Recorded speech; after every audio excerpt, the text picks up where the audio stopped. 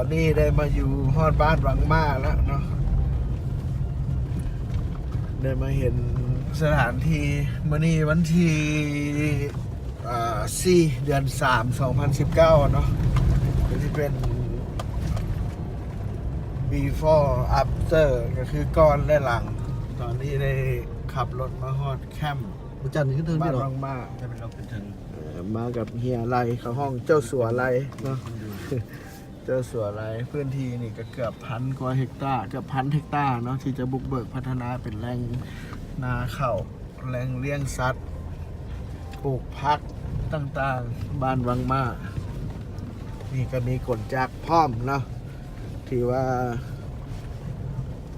ตอนนี้ก็แมันเริ่มที่จะคอยบุกเบิกสังเกตกลจักรนะความพร้อมมาอันเป็นภาพที่จะบันทึกไว้ให้คนรุ่นหลังได้เบิ่งเนาะเดี๋ยวมันดังมาเขาสิบ่เห็นว่าการบุกเบิกเบื้องต้นมันบ่ได้ง่ายเลย สู่เห็นความทุกข์ความยากเนาะทั้งครอบครัวน่ะเมียว่าสบายก็เบิ่งเอานี่ มาเบิ่งเขาอยากมาเบิ่งสบายเฮงเนาะเดี๋ยวจะขอลงก่อนบัดนี้อันนี้มันละสดเลยเนาะจากบ้านวังมาข้าพเจ้าสิย่างอ้อมแหละคลิปนี่มันคลิปที่ชี้ให้เห็นเลยว่าอันนั้นจังใดเอาอันนี้แมนบอลเถียงนาน้อยอยู่นี่เดี๋ยวเขาสิขึ้นไปเบิ่งข้างเทิงหันสิเห็นเลยเนาะว่าได้บุกเบิกเลยเฮ็ดเป็นบอลเลี้ยงงัวฟาร์มเลี้ยงงัวเนาะ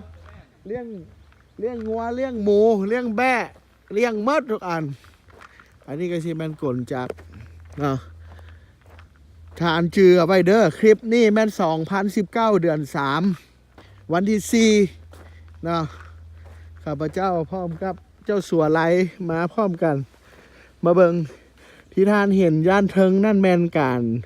ได้ไปขุดคลองเนาะเขตของบ้านบางมาอยู่นี่พื้นที่นี่มันมีเกือบ1,000 ป่ายเกือบ1,000 กว่าเฮกตาร์ที่จะพัฒนาให้เป็น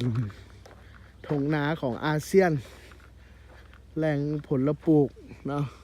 แล้วก็ที่เป็นศูนย์รวมให้กับนักท่องเที่ยวได้มาเยี่ยมมาชมมาเบิ่งเนาะนี่เลยอันนี้ข้าพเจ้าก็บ่ได้อยู่ที่สูงหลายเนาะเลยบ่ได้เห็นภาพถ้าเบิ่งจากสายตามันสิสวยงามสังเกตเบิ่งว่าคลองมันสิอ้อมพื้นที่นี่หลายกิโลเนาะที่ขุดคลองอ้อมจนมาฮอดนี่ด้านเทิงนี่ก็สิแม่นบอลเลี้ยงตอนนี้ข้าพเจ้าก็ได้มาถึงว่าอยู่นี่แม่นแรงน้ำเนาะแผนพัฒนาแม่นเอา3 เมืองมาเป็นเซ็นเตอร์ของ